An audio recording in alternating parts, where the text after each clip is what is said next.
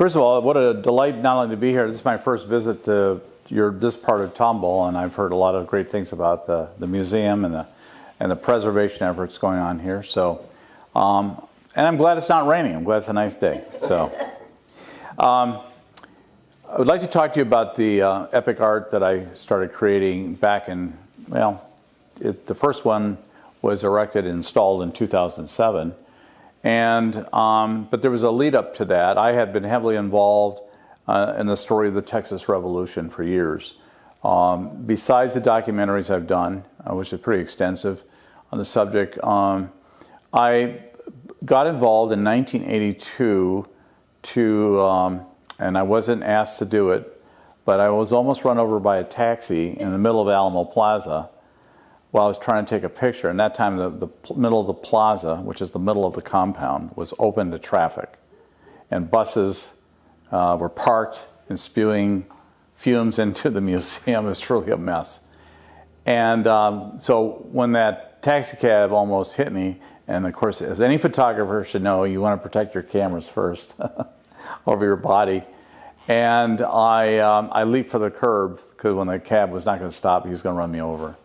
And actually, several people thought I was hit. And so I picked myself up, I sat down, and I couldn't believe what just happened to me. 6 months later, I returned back to San Antonio with a 20-page proposal on how to change Alamo Plaza. I stayed with it for many years, and actually I helped raise the first $15 million for the beginning of the Alamo Plaza project by the state. They're incorporating a lot of the ideas that I started off with in 1982. But that's how, but I had already been a big historian on not just David Crockett, but on the whole Texas Revolution. And also I had done something 2 years prior to that. I started getting involved in living history. So I've been a living history reenactor as well for 42 years. And I combined that passion with telling the truth, or telling the history, the truthful history, and authenticity in the material culture, which you'll see here. But the material culture compared to the Hollywood myth of what they look like and what they carried and what they behaved in. So anyway, that was part of the lead up to eventually getting me to where I was going to end up with what I'm going to show you today.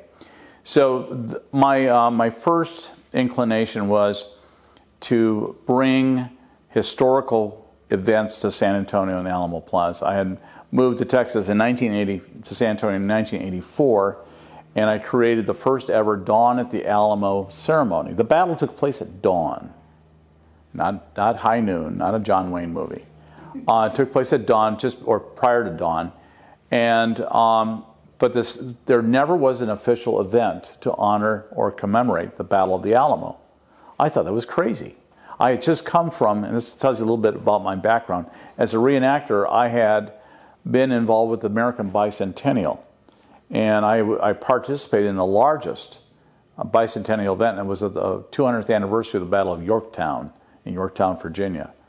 President Reagan was there, other heads of the state were there. It was quite an amazing event. But there were 5,000 troops there. We had 5,000 troops. We had tall ships out there in the Chesapeake. We had, I don't know how many pieces of artillery, cavalry, infantry, everything. It was amazing. It was like a step back in time, British and colonial soldiers. But I wanted to bring a sense of that to Texas because it wasn't existing at the time. There was these small groups, but nobody was really authentically presenting anything for the public. So that's been my thing.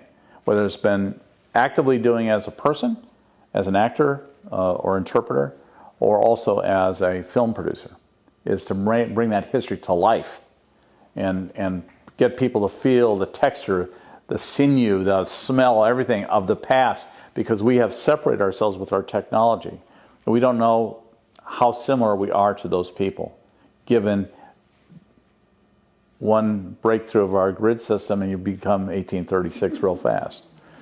But the whole point for me was people seem not to understand what really took place there. The other driving point was for me is as I continued, and I profess, as though I'm known as a really competent historian, I never stopped learning.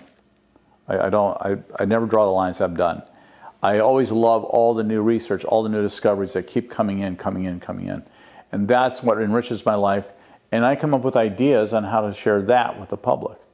So in this journey, it gets to my artwork and all the films I've done. I always look at the public, the audience, not me, the producer. I look at the audience, and I think of three things. And I employ this in all parts of my work life and professional life. Is I always say, what are the three things I want people to walk away with? Just three. Just name the top three. And then once you establish and agree what those top three things are, then you back engineer it to get to those three. And that's how I work. So I set that up first, and then I go backwards to the beginning. So one of the things that I felt was missing is that too much reliance on Hollywood. The John Wayne, the Fess Parker, Walt Disney, all that, which I was drawn into when I was a kid. But I realized that with all the research we had at our fingertips, we were not using it. And we're missing out on the richness of the story because we're not doing that. So I started I created what I call a Bible, if you will, of correct imagery based on the best historians and interpretation we had. There was a lot of stuff out there, but no one was using it. They were so mesmerized by the movies. They had people showing up, and everybody's showing coonskin caps and buckskins and hawking rifles. And I was just saying, wait a minute, it's all off. So I got to work, and I created some of the first living history organizations, trained and drilled them to be 1836 soldiers, using the right drills of the time. Most of these people never knew what I was talking about until we introduced it. And then also being very fussy on the material culture, the clothing, the types of fabrics, and whatever they were wearing. And there was a mixture. Let me explain to you how Texas began, and the revolution is very interesting to me. When you look at both sides, and I always look at both sides, when I do my documentaries, you'll be surprised what side I actually focus on the most. And most people say, well, you probably do this guy over an Indian, and I end up doing the Indians first over anybody else. But when I worked on the Texas Revolution, what really became evident to me early on was this is not the John Wayne movie.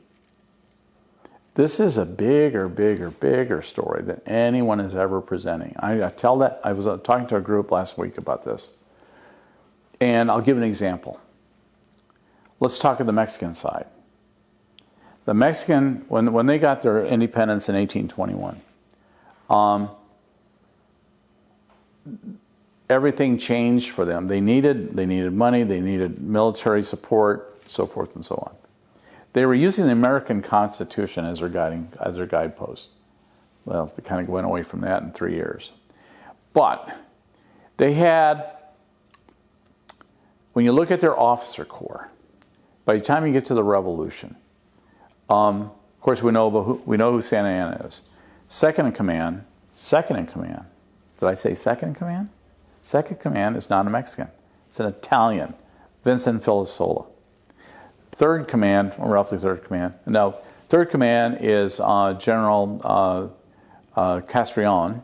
He's from Spain. But then we have a military or cavalry commander, Sesma, Ramirez y Sesma. He's from Cuba. And then we have all the equipment and a lot of the uniforms, but a lot of the equipment, guns, muskets, all the equipage. Guess where that came from? England. England, yeah. And who's funding the whole thing? The Rothschilds, the Bank of England is. So why? Why would England be so interested in funding Mexico? And that is simple, is they wanted to stop America from growing so fast and penetrating into the Southwest because it interrupt their commerce lines. They were afraid that America would dominate the entire continent so quickly. So they gave Mexico all this money and all this equipage, and it backfired on them. In 1837, British warships were over off of Veracruz demanding payment back for all that they gave them. They got it. In the formative years in the 1820s, for instance, this is where it really gets weird. Guess who was in command of the Mexican Navy? Did anybody ever see the movie Master and Commander with Russell Crowe? It's a great movie. Okay, tall ship story. Anyway, the movie is really about the fellow I'm going to mention. But this is a story from the War of 1812. And it's about the true story, or Napoleonic Wars, but the War of 1812 is about an American commander, true story about an American commander named David Porter. David Porter was on the USS Constitution. He was in the USS Essex, on the part of the 6 frigates that started the U.S. Navy in War of 1812 era. He became the commander-in-chief of the Mexican Navy. Okay. Get my picture here? This is not the gunfight you saw in the movies. The other thing is, who started the Texas Revolution? Well, we know one guy that started, he's very famous on the Texian side. His name is William Blair Travis, was an attorney in Anahuac. And he got into a scuffle with the Mexican garrison there at Anahuac. And the commander of the Mexican garrison, his name was Juan, really was John Bradburn of Kentucky. Okay.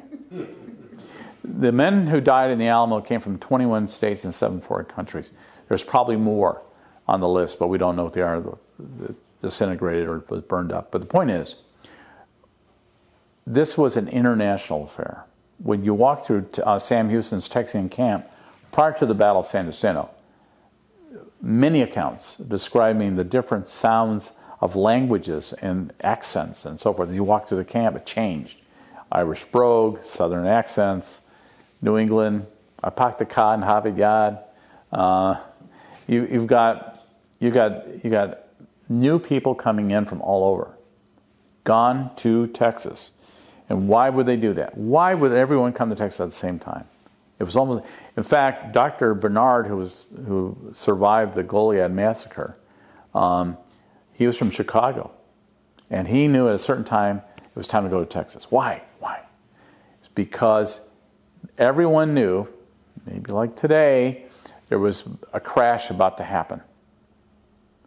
And that crash got everyone to look at getting land. And land was available in Texas. And that's why they all flooded in here as fast as they could. So that was their hedge for economic future issues. It's always based on money. It's not, I mean, there's some things that are very patriotic. But I know there's been this cultural issue in our country to either insult or dismember our history and send it to the ashes. And here's how I feel about that, and this is why I do what I do. Each moment in time, whether it's a day, a week, month, year, decade, doesn't matter. Each moment in time is wrapped in its own consciousness. In other words, there's a certain amount of energy that's coming from everywhere, and each day, each week, it shifts. If you're looking through a kaleidoscope, and with the fractals, you look through it and turn the barrel, what happens? Changes. Can you ever get it back again? No.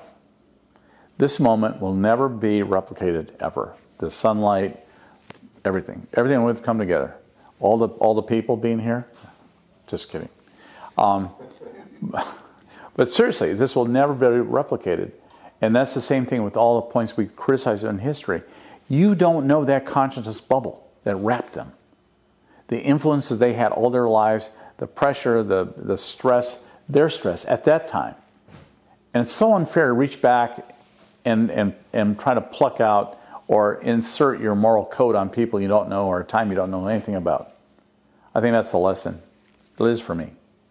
So back to the people I wanted to create for this. So here's how this started. We already shared the story. I'll just go over it again. So I was at San Jacinto. I had just produced a blockbuster show for the History Channel called First Invasion War of 1812. And it was the highest rated show they have ever had. It was the highest rated documentary of any network for that year. And I was invited, because of that and other things, I was invited to San Jacinto to talk about doing a new film to replace the one they had. Kind of interesting thing. In 1990, I was in front of the camera for their film as a character. Anyway, so we were there talking about it, but what really caught up in the discussion was how people felt about getting to the battlefield, because it's wrapped with all the petrochemical plants all around it, as you know. And there was a lot of newspaper and media coverage about how disgusted people were, felt that it was not a great place to bring people, and that it was getting uglier and uglier. So, and I had been to San Jacinto a number of times, but then I started thinking, white tanks facing the highway, wouldn't that make a great canvas to tell a story? And so we came up with a plan, and so I shared it with the museum people, and they went, "Oh my God, that's great!" They got me in contact with the economic development, and things started going fast. They could never heard of such an idea. It was kind of funny. Within 2 years, the lady who was county commissioner at the time, now a congresswoman, Sylvia Garcia, she took credit for the idea. Of course, she did. Politicians wouldn't do that, would they? But anyway, so it rapidly, over time, what we did is we started taking photographs of flags and other things, and I just pulled flat art off things, and on Photoshop, we started wrapping the tanks to show what tanks would look like with different things on it. So with 3 JPEGs, we started this whole process. And finally, I had to find ways in which to capture what I wanted to capture with models and actors and so forth. And I was already doing that for documentaries for many years, so I was ready to do that on a big scale. So I started creating storyboards on what I would like the scenes to look like. I sketched them out, and then we had several photo sessions, and got thousands of images of everything we could get. And so the first image that went up is on the Lyondell tank right off of Scarborough. I think it's Scarborough. Yeah, off of Scarborough Lane. This one is actually 40 feet by 70 feet. Yeah, 40 by 70. Actually, I've seen them. Yeah. Now this is, Lyondell has gone through different ownerships and different things. We want to take the old one down and put a new one up, but we can't get a hold of anybody there. This is ridiculous. And then now it looks terrible, but it lasted a long time. But this fellow, he's been in a lot of my documentaries. His name is Dave Feckerberg. He's got a good look, and so what we did is we actually, after the photograph, we soiled their clothes on Photoshop. It's very expensive stuff. And then, and our goal was to use the backdrop of all the different flags of the Revolution that we could as a backdrop to give people a sense of the bigness of that story.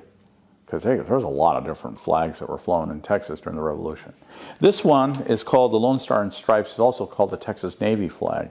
But it was also we call it the de facto flag of the Texas Revolution. We find it prior to the Revolution. We find it going back to 1832, 1833 on sailing vessels from Texas, up and down the Brazos and out in the Gulf. So I think this is a flag that also flew over the Alamo. It's well documented. But anyway, so the main thing is, everything, since the images are going to be so big, everything had to be really, really, really accurate, because you blow it up that big and you have a plastic anything on it or something that's it's just like a sore thumb. At least it was with me. So that was the key thing, was authenticity. So everybody had to go through an authenticity inspection. We actually had extra clothes made by one of the best historical tailors in the country, Steve Abold of Georgia. And he makes a lot of uniforms for the national parks. I've known Steve for many years. Anyway, and then on a different shoot, I shot the guys going across as a silhouette. And then we incorporated the layers together to create these images. And that's how they look. And the first one, this one went up. Interesting, it was April 16th, I think, 2007. And what's interesting about it, I laugh now, but we had cringed at the time. We close off the lane or the ramp, access ramp to Scarborough, and because we had a big unveiling in front of the tank. And as the veil came down, horns started blasting away, which was good. However, one guy actually stopped in the middle of 225 to look at it. And I at that time, I just realized, I really blew it. I should have had a collision company nearby. So the police said, "Get out of here!" Oh. But what was really interesting for Lyondell at the time, they were flooded by their internet system from all these employees who were so proud to finally do something other than typical business looks. They felt that they were part of their own history. And so that also went on with all the other ones we did. This is on a Morgan's Point tank right now. This is the Datsun flag behind it. But I want to show the camera crew. When we really blow this up, it's just insane how the detail is. If you want to, I'll just bring these so you can take a look at them.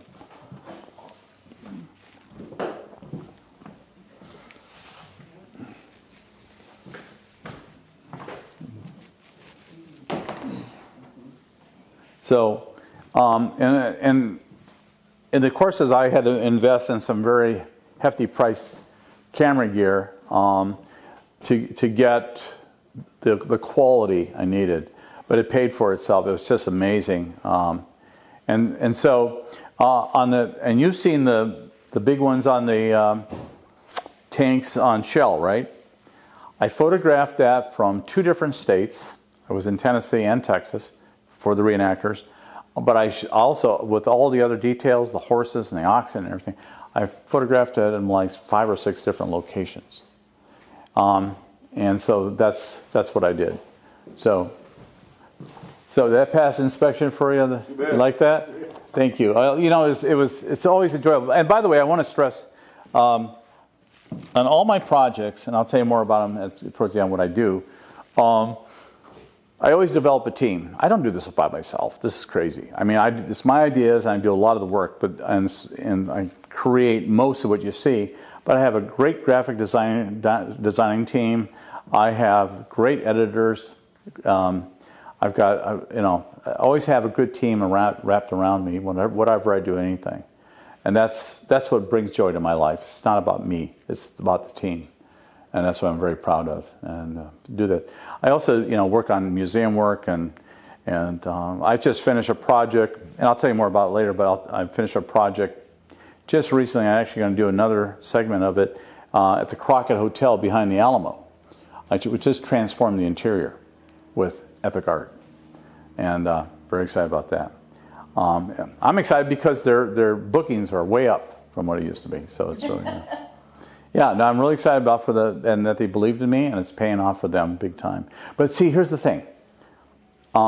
If you ask people why they come to your place or any place, why would anybody invest time and money to go to some place that reminds them of where they just came from? I mean, what's the purpose in that? People are looking for uniqueness, the difference. They want to feel the story. And if you can bring them into your story and create an emotional connection for them, you've won them. And heritage tourism is one of the best industries in the world, because you get quality people coming to learn more about their heritage and others than any place else.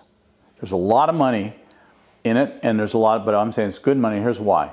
Because the people who usually come for your museums and these cultural places, they have usually higher than normal incomes, much higher levels of education.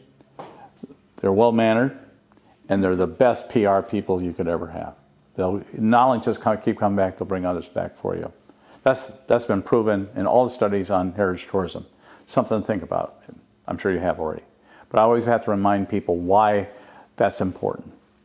People are, it goes back to something that I saw in a quote in a newsletter at the National Council for History Education. It was by Louis Lapham, and when I saw it, I went, oh God, this is so good.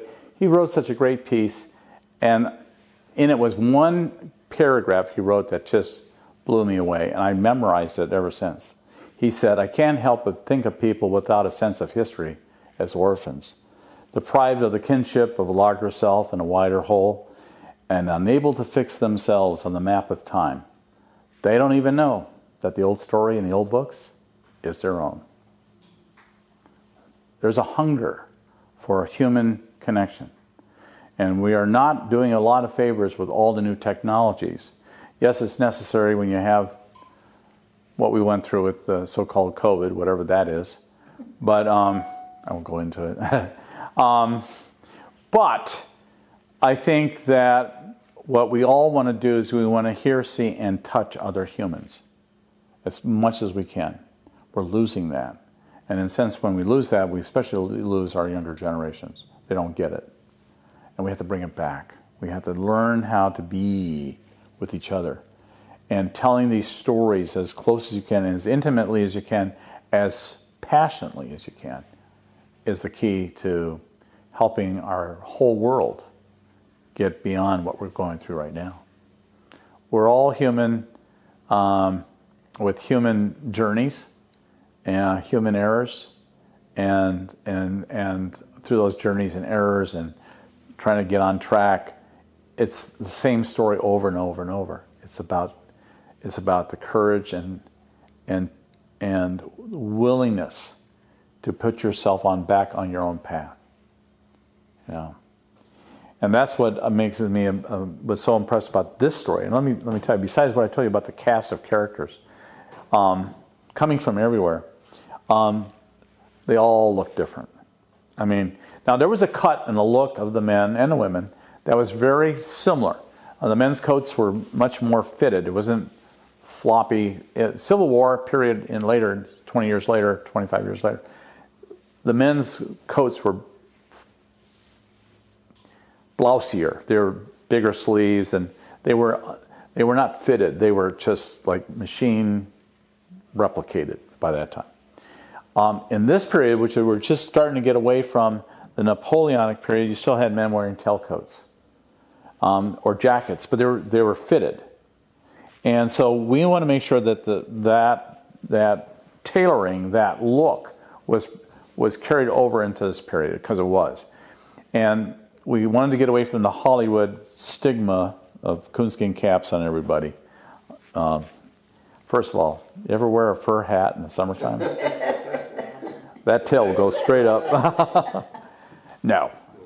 We know Crockett wore a cap, fur cap, but it was during winter. It was a terrible winter. And he wore a cap. But we know he wore other headgear. I mean, it's well documented. Come on. When you travel 6 months away from home, you going to travel like Fess Parker did? Oh, come on, you're not going to do that. No, you have pack horses carrying all extra clothes and gear, things you're going to need on this trip. So anyway, my whole point was break the stigma and the myth of what these people look like and give them the real authentic look that, in fact, I don't have all of them here, but I've only got a couple guys there's the other one. Yeah, in fact, you're holding one I'll just show you. Only one guy in this whole picture has buckskins, and he's over here. And then I got another one wearing buckskins on another one, but not a lot of buckskin. I'll tell you why. You ever wear buckskin? I've got a buckskin outfit. It's authentically made. I actually hand sewn it. Ever wear buckskin? It doesn't. Oh my God. When you don't want to wear it in a rainstorm.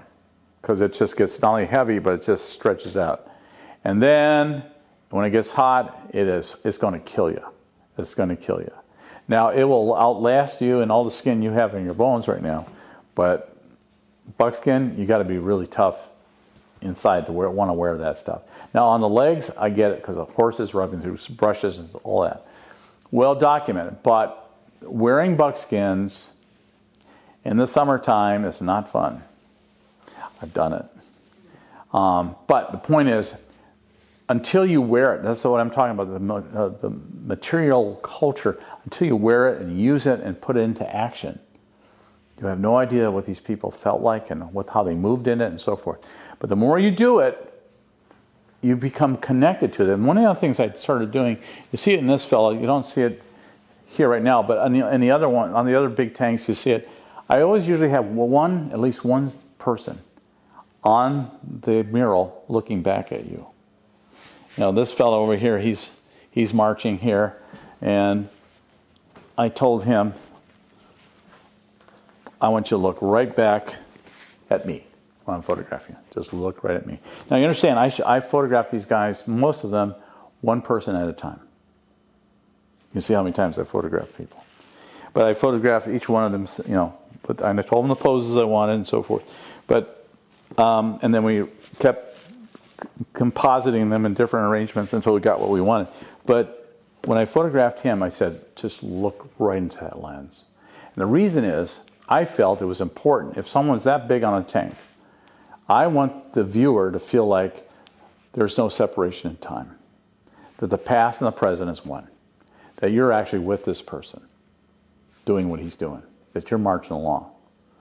And I think, according to what people have told me, and not too many are willing to volunteer to lie to me right now, they've told me it seems to work. They love the eye contact from the past to the present. People want to be touched, whether you're in the present with them or if you're talking about the past. This is like up here in the photographs. I mean, you can actually, they're so well done, you can actually feel like you're touching these people, that you're sitting next to them or standing next to them. Great gallery here. Very good. So, in the process of doing this, it really did a couple of things for the community. Number one, they felt like they understood who these people were and why they should consider that where they live, work, and play as sacred ground. The other thing was this. I don't know how much any of you know about the Battle of San Jacinto. Does anybody know pretty much about it or not? Yeah, okay, the battle is, okay. It's not a big battle, but it's really, really, really decisive. Oh my God. That battle, for the size of it, did more than most huge Napoleonic battles did in 18 minutes. And this is why I was telling the group last week. This is kind of interesting. When you look at all the variables of what created this thing called Texas, there was only, we talk about algorithms today, but there was only, mathematically, there's only this much chance of Texas becoming a republic on the morning of April 21st, 1836. And actually, it was this much, and then it got smaller and smaller because Santa Anna's was reinforced by 550 soldiers. You got to understand, this is a small-scale battle compared to big ones, but on the middle of the frontier, it's a pretty big deal. So basically, the Mexicans now had more men than the Texans did. And Houston had roughly almost 1,000 men. They had about 1,300 now, and they were all encamped about at least a half mile, three-quarters of a mile away. And then, so that chance of winning got this small. And then it got a little bit bigger because, guess what? They were all sleeping. They were taking a nap. But still, considering all the variables, there was only this much of a chance of all the opportunities for this to become a reality. It's kind of like watching something slip through an aperture before it closes down. Sam Houston, by the grace of our Lord and other things that happened at that moment, they slipped through that shrinking aperture and did what they did in 18 minutes. And that's how we got Texas. That is absolutely amazing. If he would have done it later, they would have woken up and wouldn't have. He told the Texian army in a circle, wide circle. I can't remember which day it was. I think it was April 18th. And they had just crossed over Buffalo Bayou, which is now the ship channel. And he was going where the shell tanks are. And he gathered them in a big circle, all 900. There was actually 150 men who were left behind in Harrisburg who had measles, and others who were sick, couldn't make it. Anyway, so he gathered what he could around in this big circle around him on his horse. And he told them, because they went through lots, they've been on retreat, and people are hating this guy for, running away from the enemy. But he said, we got one battle and one place. I'm going to choose that one battle. And he says, I believe we will be victorious. But men, I want you to know, some of us must die for this. Prepare yourselves and remember the Alamo. And then they marched on. And they picked the battlefield. They picked the best place first because they beat Santa Anna's army there just by a few hours. But my point was with this, as I created this epic art, I wanted them to feel who these characters may have been. The detail, the facial structures. I'm trying, in today's world, it's hard. These people were not only beat up and muddy and everything else and hadn't shaved for a long time, certainly hadn't cleaned up. They were starving.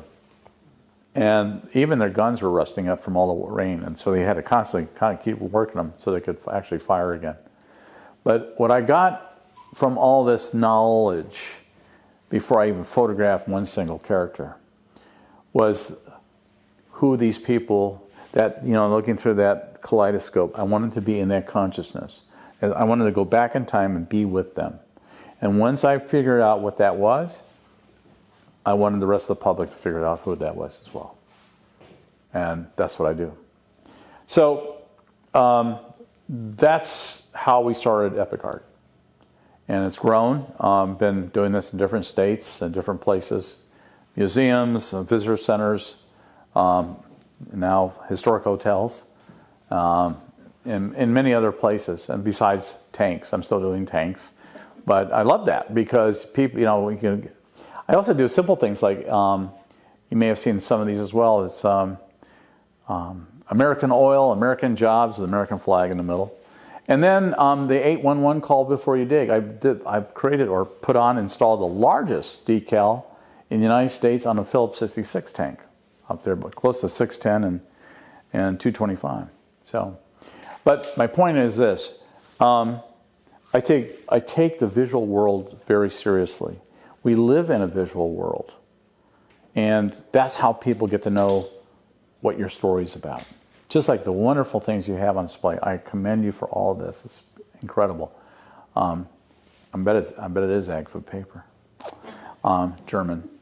Kind of interesting using German paper during World War II. But I think that what we've done with Epic Art is help tell the story, and we got more people interested in understanding who they were, perhaps, and felt them. And that's my job. That's what I do. So, any questions? Or yes, sir. How do you find enough period correct weapons to make your photos? Well, that's a lot of it's the reenactors I bring in, yeah. And that's why I photographed not only in Texas, but also Tennessee. Because there's a lot of great reenactors there, similar period, yeah. And but the main thing, and besides the weapons, is the clothing. One of the things that's tough today is that because they were very, very thin. I don't know if you've ever seen some of the uniforms at San Jacinto with these people, how big they were. Tiny, tiny. The average Mexican soldier was about 5'4" and about 140 pounds. We can't, it's real hard to find people that look period because we're so big now. And so that was the other part. In fact, there was one guy, it's not on here, one fella really dressed well, but like he's older, but he's also got a little bit I have. But so in Photoshop, we shaved it off, and his wife said, "He looks like he's in high school again." Yes. Thank you. Jim brought his face down. Oh, he's so handsome. So that's what we can do in Photoshop. But honestly, we didn't really. The people I'm using here, none of these people here had to be touched, except for the the soiling on their clothes. And we really dumped a lot of stuff on there. But don't a lot of the ones that in these reenactments, they actually have their own wardrobe? Yes, they do. They have most have all their own gear. Tailored to. Well, a lot do. Then unfortunately, there's a lot of them have been in this lifestyle for a long time. They just keep what they've had all the time, even though they don't want to correct it. They keep it baggy and not fitted right. And even the guns, you were talking about the guns. A lot of the guys I won't mention names, but they carry Hawken rifles that didn't come until another 10 years later, And it says, oh, just don't do that. Don't do that. Well, we've been doing it all the time. No, that's not why you do it. Anyway, so so we get very picky about who we choose to get in front of the camera. We have to. Like I said, you blow things up that big, I'm sorry, but this is the way it is. Yeah. And I'm not trying to be cruel, but this is now we're talking about exposing this on a professional level to millions of people see these images now. I can't compromise. It's an outdoor museum. Yeah, it is. It's a museum without walls.